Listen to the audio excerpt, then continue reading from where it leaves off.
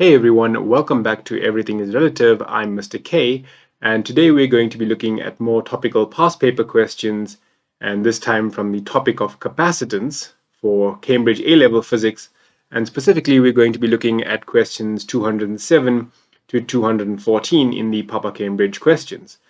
As always, I leave a link in the description to take you to these questions, and you can use them to help you prepare for your exams in a few months. And the previous video I did was covering the questions on capacitance that were earlier in the set of questions that were based mostly on the capacitance and its relationship with electric fields. And this time around, we're going to do, well, the capacitor as a circuit element, and a little bit about the energy that is stored in a capacitor as well. So questions 207 to 214. And the question numbers are a little bit fuzzy, so I'll write them down.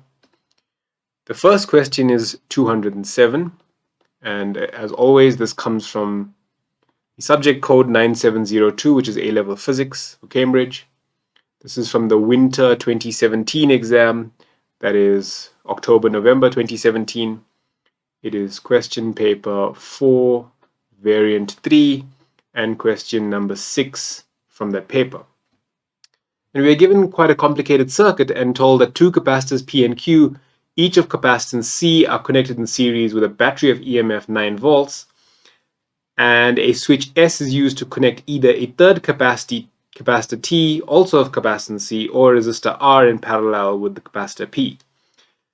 Now switch S is in position X, and we are asked to calculate the combined capacitance in terms of C of the three capacitors. Okay, so I have this complicated circuit. It doesn't really matter where the switch is if I want to calculate the combined capacitance. But as I can see, I have capacitors P and T parallel with each other. And that parallel combination is in series with capacitor Q. So I have two in parallel and one in series with those two that are in parallel. And so if I want to find the combined capacitance, remember, capacitors in parallel, the equivalent capacitance of capacitors in parallel is the sum of the individual capacitances. So what I have is 1 over C total is equal to 1 over the parallel branch, which is C plus C.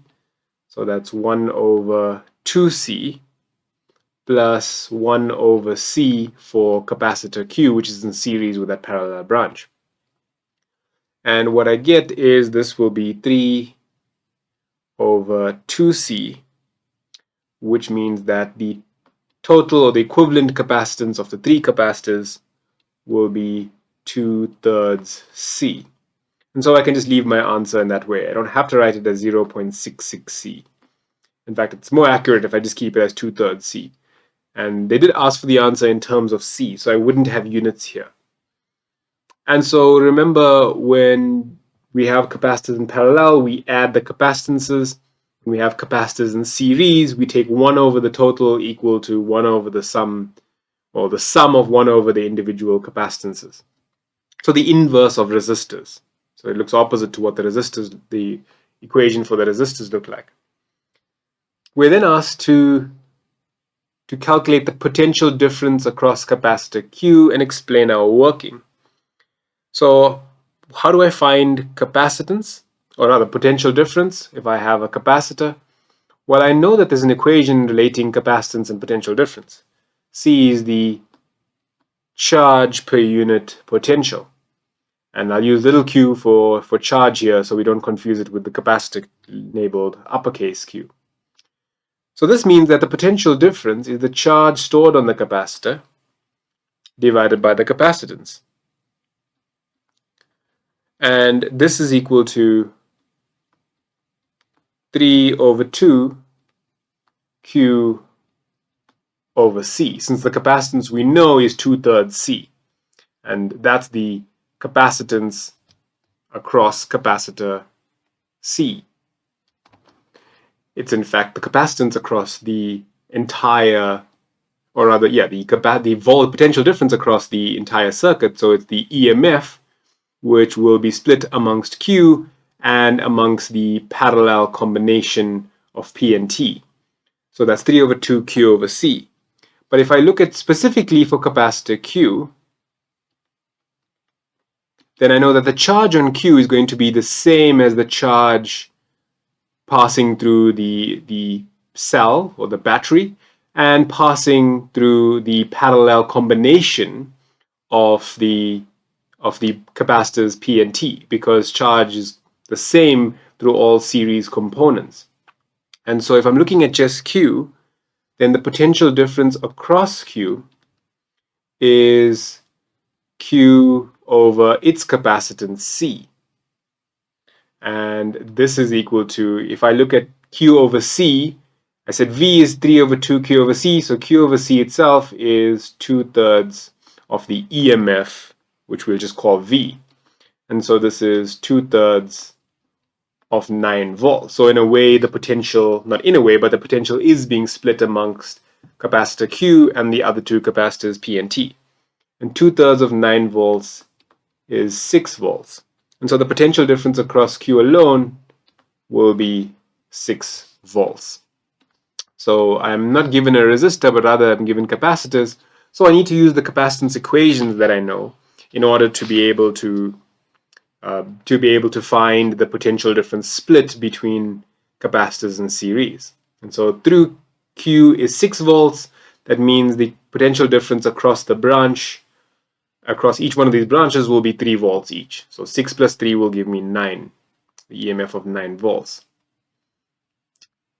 We are then told that switch S is now moved to position Y, and we want to state what happens to the potential difference across capacitor P and across capacitor Q.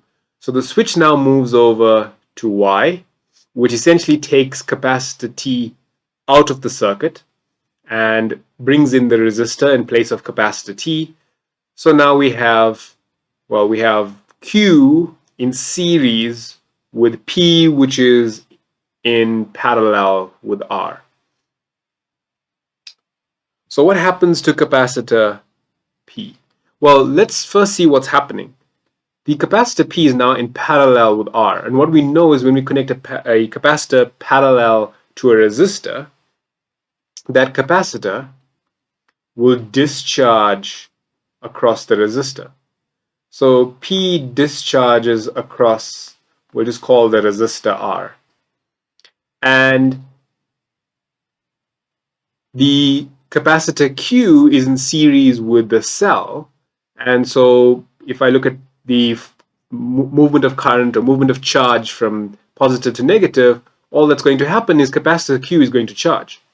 So capacitor Q will charge whilst capacitor P discharges across the resistor. And so as P discharges, Q charges. So immediately as we switch the switch S from X to Y, what happens to the two capacitors? What happens to the potential difference, rather, across the two capacitors? Well, for capacitor P, we can say that P discharges across R until its potential difference, I'm going to be lazy and say PD, drops from, initially it was 3 volts, which is what we showed, and it will drop from 3 volts until it reaches 0 volts. So capacitor P discharges across the resistor until it has no more charge left, and it gives all its energy to the resistor. So it'll drop from 3 volts to 0 volts. Okay, and so that's what happens to capacitor P. Capacitor Q, on the other hand, will charge. So Q, I should say capacitor Q, but I'll just say Q charges, and its potential difference, again I'll just say PD, its PD rises. It initially was 6 volts, if you remember. So it's going to rise from 6 to whatever the EMF of the battery was, which in this case is 9 volts. So it's going to rise from 6 to 9 volts. So P discharges across the resistor whilst Q charges. And P's potential difference drops from 3 to 0 whilst Q's rises from 6 to 9. And so again, energy is conserved. when the switch changes position. And so this question was altogether worth 8 marks and a mix of some mathematics and some conceptual understanding. The next question is question number 208. And this, so number 208, this comes from the winter 2016 exam, October-November 2016. It's question paper 4, variant 2, and question 7 from that paper. And the first thing we are asked to do is to define what capacitance is. Now, they didn't say specifically for a parallel plate capacitor, so what is the basic definition of capacitance? It is the charge per unit potential for a conductor. Or you can say the charge per unit potential difference for a conductor. But simply put, for any conductor, the capacitance of the conductor is the charge that it holds divided by its potential, usually at the surface. So the charge per unit potential for a conductor. We're then told to use the expression for the electric potential due to a point charge to show that an isolated metal sphere of diameter 25 centimeters has a capacitance of 1.4 times 10 to the minus 11 farads. So I'm told that I have a isolated metal sphere. We can assume that its charge is concentrated at the center. It has a diameter of 25 centimeters. And we want to find the capacitance of this conductor using the expression for electric potential.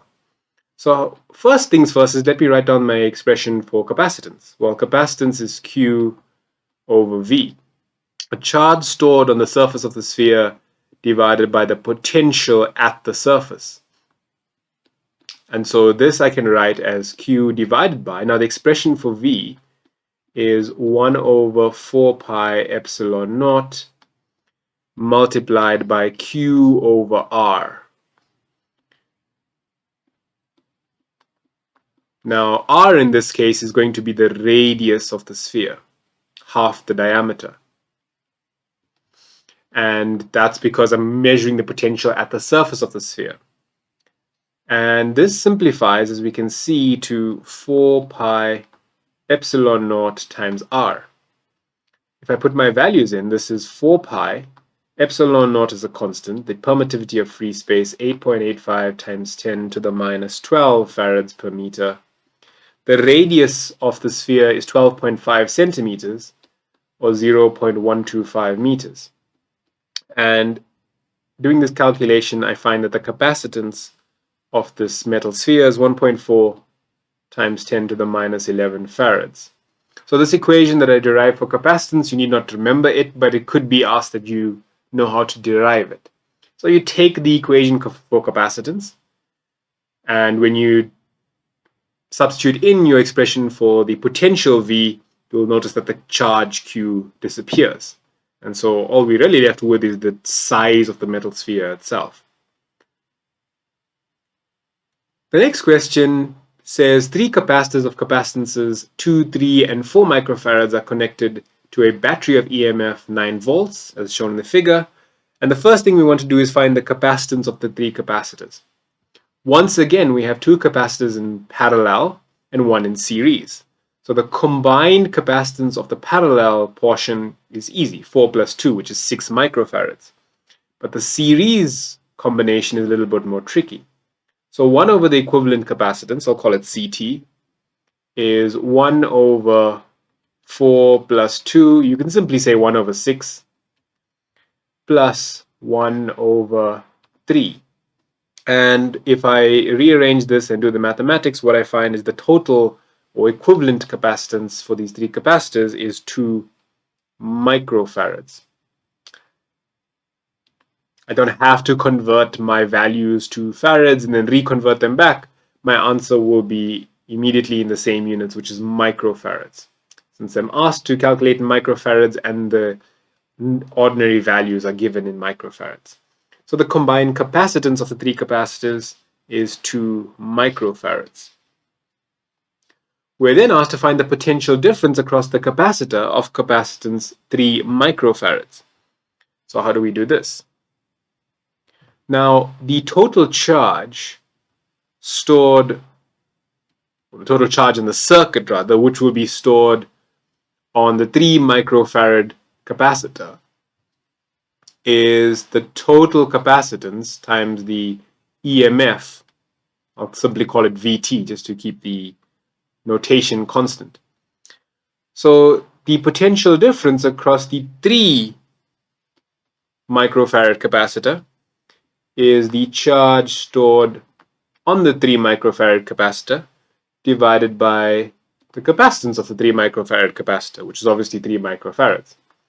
So this is the same as the total charge, because the total charge has to be passed onto the 3 microfarad capacitor. It has nowhere else to go. It must go from positive terminal to the 3 microfarad capacitor.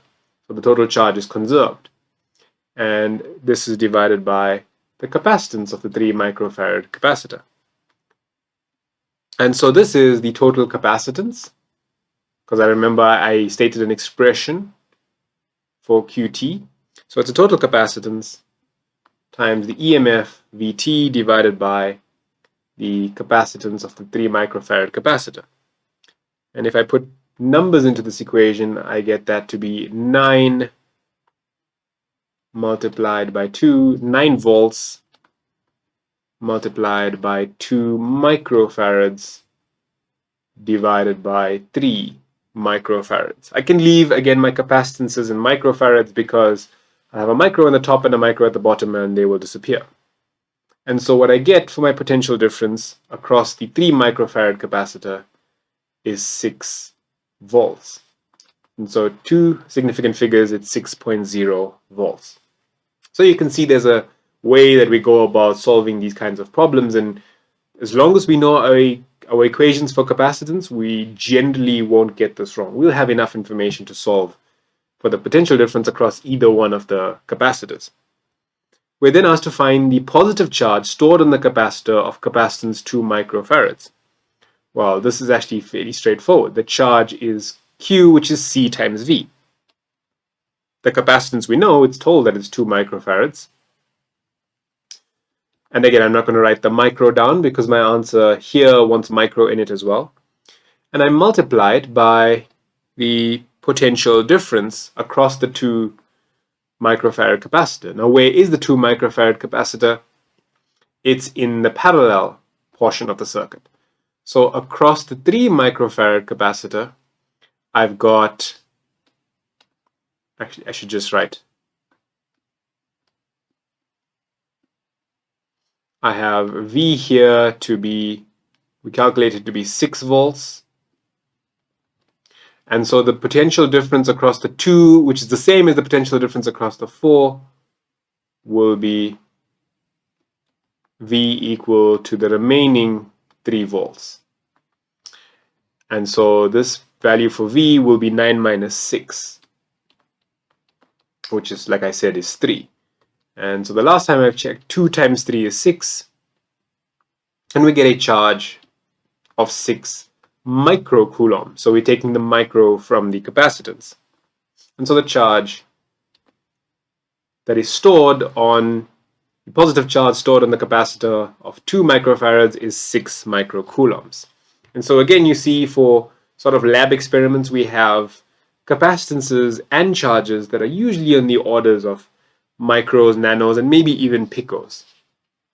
And that was another 8-mark question, and also a little bit of mathematics was required, but most importantly, understanding how capacitors work when they're connected in series and parallel, which means going back and understanding your basic electricity concepts from AS physics.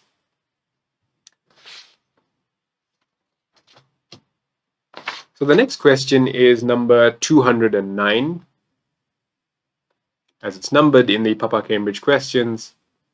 Again, it's subject code 9702. This is from the winter 2021 exam. Question paper 4, variant 1, and question number 6 from that paper. We're told that a capacitor consists of two parallel metal plates separated by air at a variable distance x apart, as shown in the figure, and the capacitance C is inversely proportional to x. The capacitor is charged by a supply so that there's a potential difference V between the plates, and we want to state expressions in terms of C and V for the charge Q in one of the plates and for the energy stored in the capacitor. So I have to write equations for Q and E in terms of C and V, and no other variables. Well, I already know that Q is equal to C times V. That's the charge stored in one of the plates, because the capacitance is C and the potential difference is V. Energy, I have to write the equation for the energy that has C and V. I can't write any of the other equations for energy. So this equation E, we know, is a half CV squared. So there are a few equations for energy, but we need the one that has C and V in it, because we are asked explicitly to state expressions in terms of C and V. Next, we are told that the charge capacitor is now disconnected from the supply. The plates of the capacitor are initially separated by a distance L, but they are then moved closer together by a distance D, as shown in the figure. We want to state expressions in terms of C, V, L, and D for the new capacitance Cn. So I charge the capacitor. The charge on the plates doesn't change, but I take one of the plates and I move it a distance D closer to the other plate. And so now I want to know how things will change as I change the distance.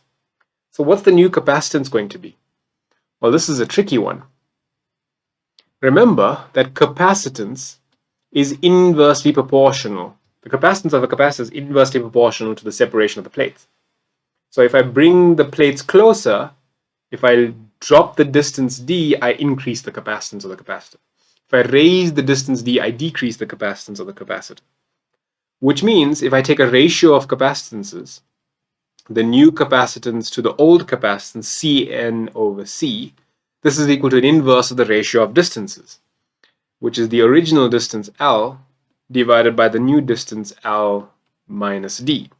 But hey, wait a minute, I can write an expression in terms of C, L, and D, which are perfectly fine as far as the question is concerned, and I get Cn is equal to CL divided by L minus D.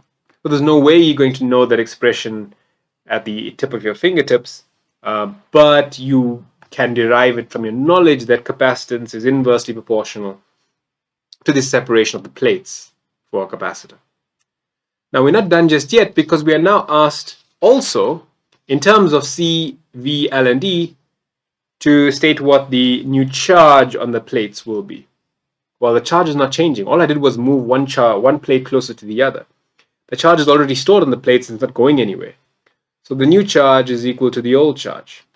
But Q is not in the list of things that we can use, so it has to be what we initially labeled Q as, C times V.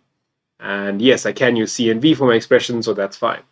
But be very wary of following the question, the words in the question, what's asked of you in the question.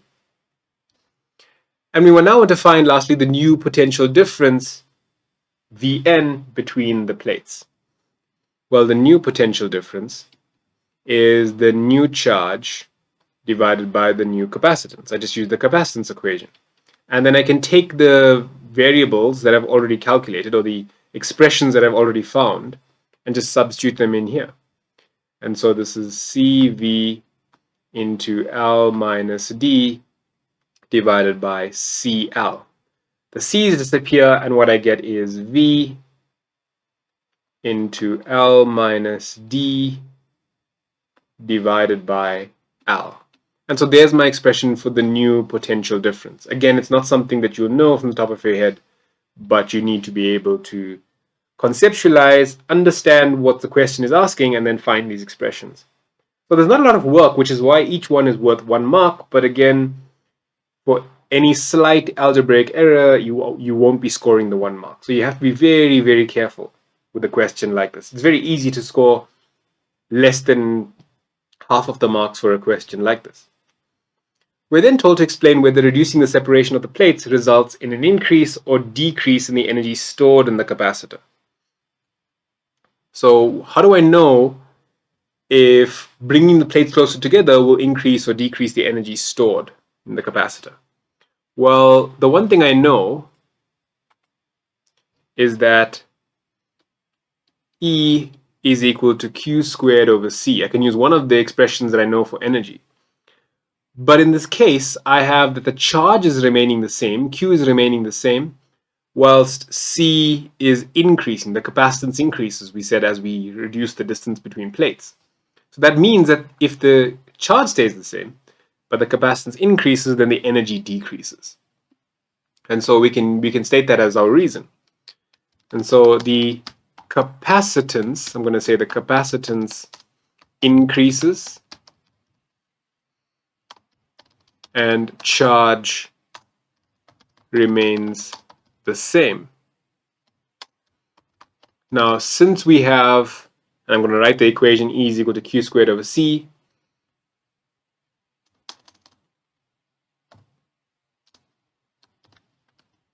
energy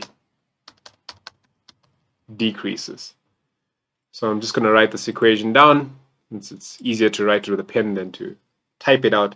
Since E is equal to Q squared over C, and you can write that expression down in your explanation, the energy decreases. So capacitance increases, since we are reducing the separation between plates, and if capacitance increases, charge is staying the same, then the energy decreases. And so even though the capacitance goes up, don't be fooled into thinking the energy stored will also go up. The energy stored becomes less. Okay, and so that question was 5 marks, but I think every question there had you thinking a little bit. So it was a well-earned 5 marks, if you will.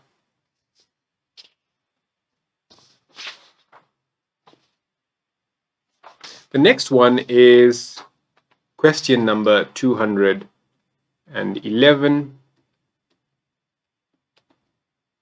This comes from the March 2019 exam. It's question paper 4, variant 2, and question number 6 from the paper. And in this case, we are asked to define the capacitance specifically of a parallel plate capacitor. And we've done this many times before. Now, not of any capacitor, or not just the capacitance of a conductor, but specifically of a parallel plate capacitor. So it is the charge on one of the plates. Specifically, when we say the charge of a capacitor, we're talking about the charge in one of the plates of the capacitor per unit potential difference. So divided by the potential difference between the plates of the capacitor. So when we're talking about a parallel plate capacitor, it is the charge in one of the plates divided by the potential difference between the plates. Slightly different expression, slightly different definition to the capacitance of any other capacitor.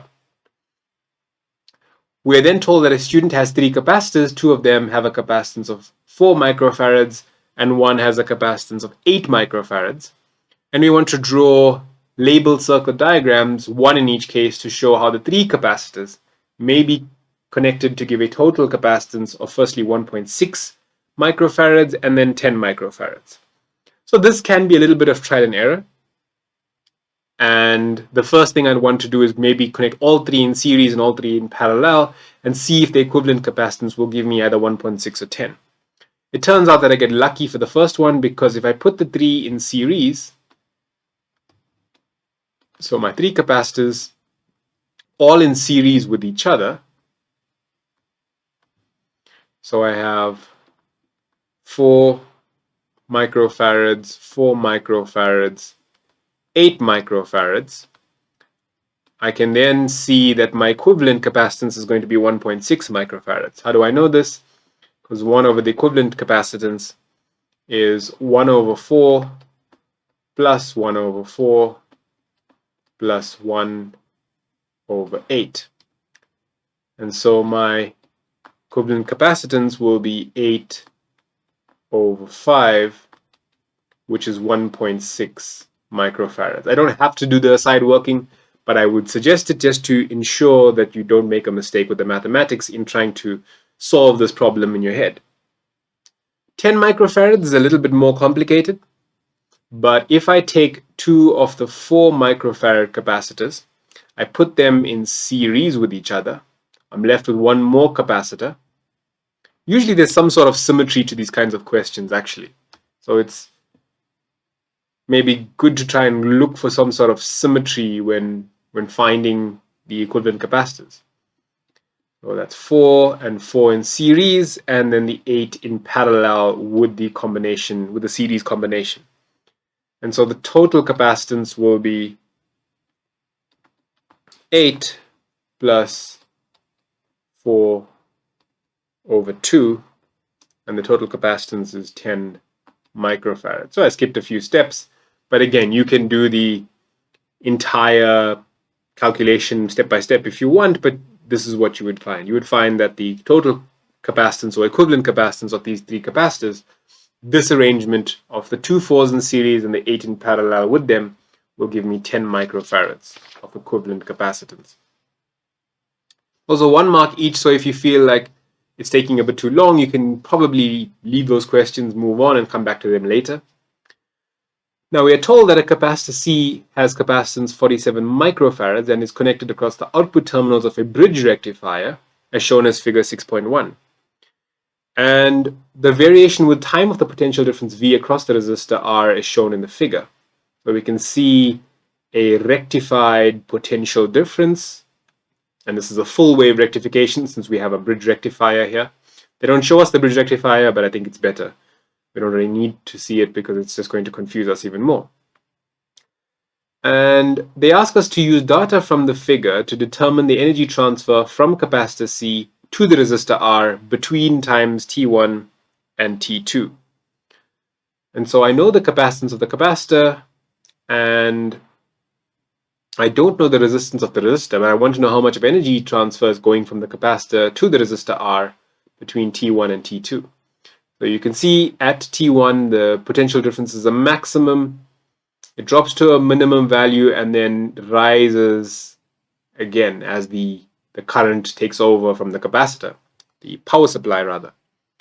So the energy transfer, delta E, is equal to a half CV squared. So it's the final potential difference, a half CV final squared, minus a half CV initial squared. So I'm going to find the difference in the potentials and multiply that by a half C. So that's a half times the capacitance, which we told is 47 times 10 to the minus 6 farads, or 47 microfarads, times the difference in the potential difference between the lowest point and the highest point between T1 and T2. The highest points are the same and the lowest point is only 1. And it turns out the highest point is at 7 volts and the lowest point, as we can see, is at 4 volts. And so that's 7 squared minus 4 squared. That's the maximum difference in energy between each half cycle.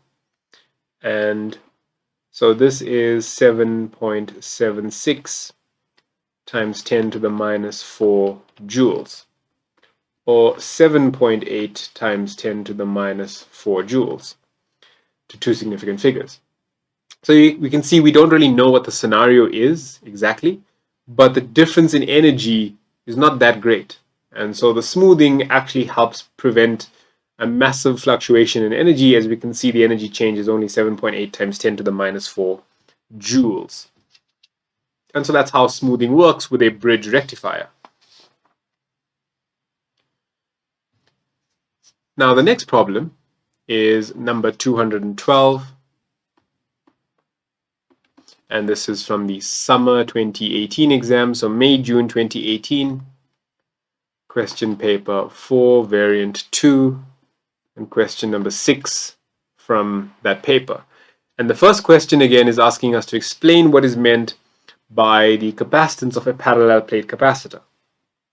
Since I answered a question that is basically the same thing already, I'm going to copy and paste, which obviously again you can't do. It's the charge on one of the plates of the capacitor divided by the potential difference between the plates of the capacitor. So that's how we would define capacitance if we're talking specifically about a parallel plate capacitor, not just any conductor. We're then told that 3 parallel plate capacitors each have a capacitance of 6 microfarads, and we want to draw circuit diagrams, one in each case, to show how the capacitors may be connected together to give a combined capacitance of 9 and 4 microfarads. So at least we have all 3 capacitors identical. And again, a bit of trial and error. This is identical to analogous to the question we did previously, just that the values are different.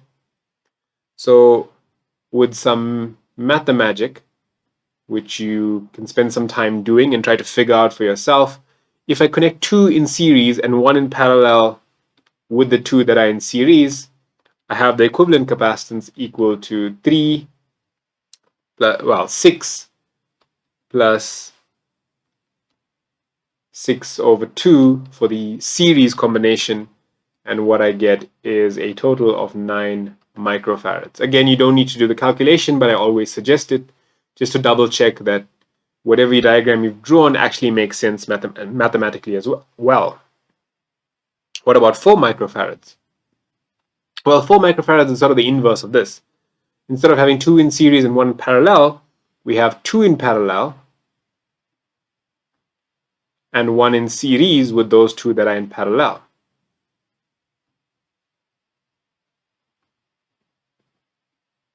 And so I don't have to label them because they all 3 have the same magnitude of capacitance. So 1 over the total capacitance is 1 over 12, which is the parallel combination, plus the 1 left alone, 1 over 6. And so the total capacitance here would be 4 microfarads as required. Again, writing the calculation down just helps make sure that you don't make a mistake that's completely avoidable. We're then shown two capacitors of capacitances 3 and 2 microfarads connected in series with a battery of EMF 8 volts, as shown in the figure. And the first thing we are asked to do is to calculate the combined capacitance of the capacitors. Well, again, we can do this pretty much in our sleep by now. 1 over the total capacitance is 1 over 3 plus 1 over 2. Why am I not writing down 10 to the minus 6? Because my final answer is asking for micro anyway.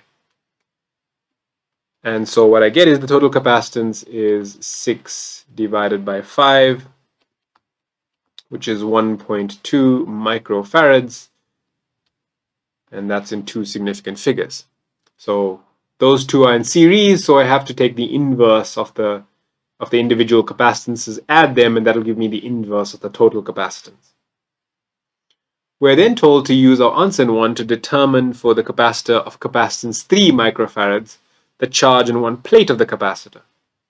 So the charge Q is the capacitance, the charge Q in one plate of the 3 microfarad capacitor is going to be the same charge Q on the 2 microfarad capacitor.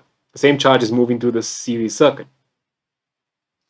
So Q is C times V, and that's going to be 1.2, the total capacitance of the series combination, times the total EMF, 8 volts, because I don't know what the potential difference is going to be across the 3 microfarad capacitor.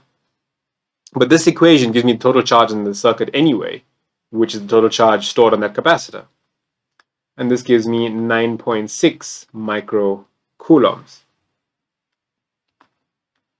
So 9.6 microcoulombs of charge is stored on capacitor, on the 3 microfarad capacitor, but is also stored on the 2 microfarad capacitor. The next question then asks us for the energy stored in this capacitor. Well, there's multiple ways we can do this.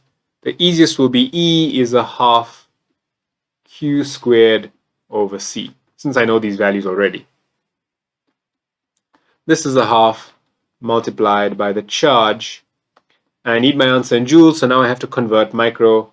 9.6 times 10 to the minus 6 coulombs squared divided by the capacitance of this capacitor, 3 times 10 to the minus 6. And what I get is 1.54 times 10 to the minus 5 joules. In two significant figures, this energy is 1.5 times 10 to the minus 5. So in essence, these two sub-questions form one 4-mark question, which actually wasn't that difficult. It's just remembering that when I have two capacitors in series or many capacitors in series, the same charge is stored in all of them. The charge can't go anywhere else. It must be stored in every capacitor. And so using that information then becomes easy to solve for everything else. And that was a 10-mark question. So a little bit more than our usual number of marks for a capacitance question. Next, we have number 213. And this comes from the summer 2017 exam. Question paper 4, variant 2, and question number 7 from this paper. We're told that a capacitor consists of two parallel metal plates separated by an insulator. And we want to first suggest why, when the capacitor is connected across the terminals of a battery, the capacitor stores energy and not charge. So you may have heard your teacher say this, or you may have read this somewhere, but it's better to say that a capacitor stores energy than say it stores charge. And why is this so? And this is because each plate of the capacitor has the same magnitude of charge. So both plates have the same magnitude of charge. So what's wrong? The sign is opposite. So each plate has the opposite sign of charge. So if the upper plate in this case is a charge plus Q, the lower plate has a charge minus Q. What does this mean? This means that the net charge, just like an uncharged capacitor, is 0. So in terms of charge, there's no difference between an uncharged capacitor and a charged capacitor. The net charge is 0. But there's now an electric field because of the potential difference created, and hence energy is stored. So all that a capacitor does is separate charge. So it's much better, and you should say this in your answer, charge is separated, but energy is stored. So all we do is separate the charge, which generates the potential difference and the electric field, causing energy to be stored. So charge is not stored, but rather charge is separated, meaning energy is stored. Since both plates have the same magnitude of charge, but they have opposite signs. We're then asked to define the capacitance of a capacitor. Again, we've done this many times before. General capacitor, well, in this case, they're talking about a parallel plate capacitor because they're saying of the capacitor. So it is the charge on one plate of the capacitor. We have to talk about one plate because we take the magnitude of charge to be the charge on one plate. So it's the charge on one plate of the capacitor divided by the potential difference between the plates. Q over V, but the potential difference between the plates. So it's the charge on one plate of the capacitor divided by the potential difference between the plates. That's the capacitance of this capacitor, the parallel plate capacitor. We're told that the capacitor is charged so that the potential difference between its plates is V0. The capacitor is then connected across a resistor for a short time and then disconnected, and the energy stored in the capacitor is reduced to 1/16 of its initial value, and we want to determine in terms of V0 the potential difference across the capacitor. So all we are told is that the energy stored drops to 1/16 of its initial value, and they somehow want us to calculate the value of V0, the potential difference. So what we know is that energy is equal to a half CV squared. So initially the capacitor is being charged and then the capacitor is discharging. Now if I keep the capacitance constant, then the energy is proportional to V squared, which means that again, when I take ratios, I get that the new energy divided by the old energy is equal to the new potential difference across the capacitor divided by the old potential difference across the capacitor squared. Aha! So the current or the new potential difference after the capacitor has discharged across the resistor is the old potential difference multiplied by the square root of E new over E old. And the new energy is a 16th of the old energy. So E new over E old is 1 over 16. And so what I get is the square root of 1 over 16 is 1 over 4. The new potential difference is V naught over 4. And so they do say determine in terms of V naught the potential difference across the capacitor. And so it drops by a factor of 4. So if the energy drops to a 16th of its original value, the potential difference is now a quarter of its initial value. Again, it's not something that you would immediately understand, but using ratios and understanding what's proportional to what, since the capacitance does not change, the energy is proportional to the square of the potential difference between the plates. And so it drops to a quarter of its initial value. And so that question was quite an interesting one, worth 6 marks in total. The next question is 214, and this comes from the March 2016 exam. It's question paper 4, variant 2, and question number 7 from the paper. And the first question, as always, is to define capacitance. Simply just to define capacitance. It is the charge per unit potential for a conductor, for any conductor. Not a parallel plate capacitor, but simply just to define capacitance, the charge per unit potential for a conductor. We are then told that 3 capacitors of capacitances C1, C2, and C3 are initially uncharged and then connected in series to a battery, as shown. The battery applies a potential difference V across the 3 capacitors, and we want to show that the combined capacitance C of the capacitors is 1 over C1 plus 1 over C2 plus 1 over C3. So we're essentially proving the equivalent capacitance equation. So why is it that the equivalent capacitance is given by this equation? Well, the first thing we know is that the potential difference across the battery is V, and across all 3 capacitors is V as well. But across each of the capacitors, they must add up to give us V. So the potential difference across the entire arrangement of capacitors V is equal to the sum of the potential differences across each capacitor. These capacitors are acting as potential dividers. So V is equal to V1 plus V2 plus V3. And what I then can do is I can divide through by Q. So the charge that is stored that passes through the battery is the same charge that's stored in C1, the same charge that's stored in C2, and it's the same charge that's stored in C3.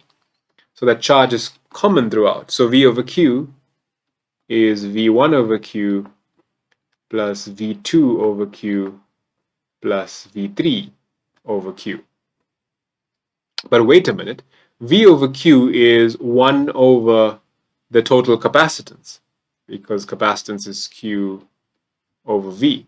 So 1 over the equivalent capacitance, the total capacitance V over Q, is 1 over the capacitance on the first capacitor, 1 over C1, plus the same for the second capacitor, 1 over C2, plus the same for the third capacitor, 1 over C3. And so we've showed that the equation for the equivalent capacitance is given by that expression, and this is how you would do it. So again, this is something you would see maybe in your textbook or in your study notes because it's a derivation. And you could, and many times are asked to derive these equations. And so that is worth 2 marks. Not very mathematical in nature, not very difficult, I should say, to prove. Next, we are told that a battery of EMF 12 volts and negligible internal resistance is connected to a network of 2 capacitors and a resistor, as shown in the figure.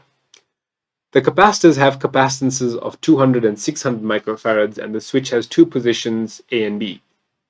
So similar to a previous question we've done, if the switch is in position A, we have 2 capacitors in series and the resistor is not in the circuit.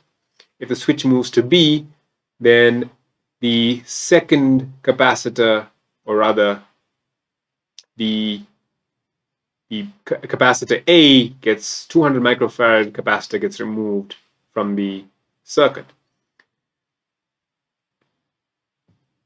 The switch is moved to position A, and we are asked to calculate the combined capacitance of the two capacitors. Now, these two are in series, so 1 over the equivalent capacitance is 1 over 200 plus 1 over 600. I'm leaving it in microfarads. And I get the total of the equivalent capacitance to be 150 microfarads. The answer here also wants microfarads, so that's 150. We're then asked to find the charge on the 600 microfarad capacitor. The 600 microfarad capacitor is in series with the 200 microfarad capacitor. So it gets the same amount of charge that goes to the 200 microfarad capacitor and the same amount of charge that goes to the battery. So the charge is the total charge in the circuit, Q, total capacitance times total potential difference. And that's 150. The answer here needs to be in coulombs, not microcoulombs, so I have to convert micro and write it as 10 to the power minus 6. Potential difference of the EMF in the battery is 12 volts, and so the total charge is 1.8 times 10 to the minus 3 coulombs. Two significant figures, 1.8 times 10 to the minus 3 coulombs. So 1.8 rather millicoulombs. We then want to find the potential difference across the 600 microfarad capacitor. This potential difference V will not be 12. It'll be the charge stored on that capacitor divided by its capacitance.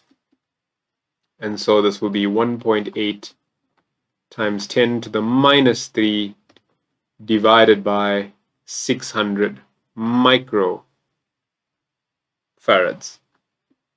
600 times 10 to the minus 6. And I get a potential difference of 3 volts. So that means 3 volts of the 12 is across the 600 microfarad capacitor, and the remaining 9 will be across the 200 microfarad capacitor. We are told then that the switch is now moved from position A to B, and we want to calculate the potential difference across the 600 microfarad capacitor when it has discharged to 50% of its initial energy. Well, actually, we've done a question very similar to this, almost identical. Remember, the energy is proportional to V squared. Because E is equal to a half CV squared, the capacitance is not changing, but the 600 farad capacitor now discharges across the resistor. So when half its energy is gone, we want to know what the potential difference now reads across that capacitor. What this means is that the ratio of the new potential difference to the old potential difference is equal to the square root of the ratio of energies. Ratio of the new energy to the old energy. So the new potential difference is equal to the original potential difference before it had discharged, divided by or multiplied by the square root of the new energy over the old energy. Now I don't have actual values for the energy. I do have the old potential difference to be 3 volts, which I've calculated already. But I know that the ratio of energies is a half. So the new energy is a half that of the old energy. So E new over E old is a half, which means 3 times the square root of a half gives me 2.12 volts. The potential difference after half the energy has left the 600 microfarad capacitor and been given to the resistor is now 2.1 volts. And so another very interesting question, and be used to seeing questions where energy is changed in a capacitor, and then you ask to calculate now how other facets of the capacitor have changed. How has the charge changed? How has the potential difference changed? And so on. So seek out questions where there is a change in energy or there's a change in some other variable of the pertaining to the capacitor, and then having to calculate whatever's missing. And so this question was a nice 9-mark question, and that was the last one for this video.